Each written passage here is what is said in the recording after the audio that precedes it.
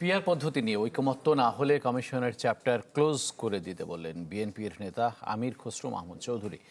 রাজধানীতে এক সেমিনারে তিনি দাবি জানান প্রধান উপদেষ্টা ঘোষিত সময়ের মধ্যে গণতান্ত্রিক পন্থা ফিরিয়ে আনার।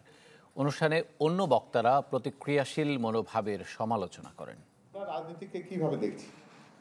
রাজনৈতিক Bangladesh institute of international and strategic স্টাডিজে এই সেমিনারের আয়োজক ডেমোক্রেসি ডায়াস। এই রাজনীতি জনগণ চায়। এতে যোগ দেন রাজনীতিবিদ, শিক্ষাবিদ সহ সমাজের নানা শ্রেণী পেশার মানুষ। যেখানে উঠে আসে জাতীয় নির্বাচন, সংসদে উচ্চকক্ষ নিম্নকক্ষ, গণপরিষদ সহ জুলাই সনদের মতো চলমান নানা ইস্যু। আমরা প্রফেসর ইউনুসের মতো এত বড় স্টার অফ দ্য স্কাই আমাদের ক্ষমতা নিয়েছেন, আমাদের দেশ চালাচ্ছেন, আমাদের ইকোনমিক ক্রাইসিস যায়নি, আমাদের অ্যাডমিনিস্ট্রেশন ঠিক হয়নি, পুলিশ তো কথাই শোনে না। জুলাই সনদ অ্যাজ এ হোল সেটা আমরা গ্রহণ করি না করি না, এটা হবে হ্যাঁ না ভোট। অর্থাৎ জুলাই সনদের পক্ষে আর বিপক্ষে জনগণ তো রায় দিবে। সেটার মধ্যে দিয়ে জুলাই সনদ এবং এর যে মানে জনগণ কর্তৃক এর যে বৈধতা সেটা তৈরি হবে। নতুন বাংলাদেশ গড়তে এলো জুলফিকার স্টিল।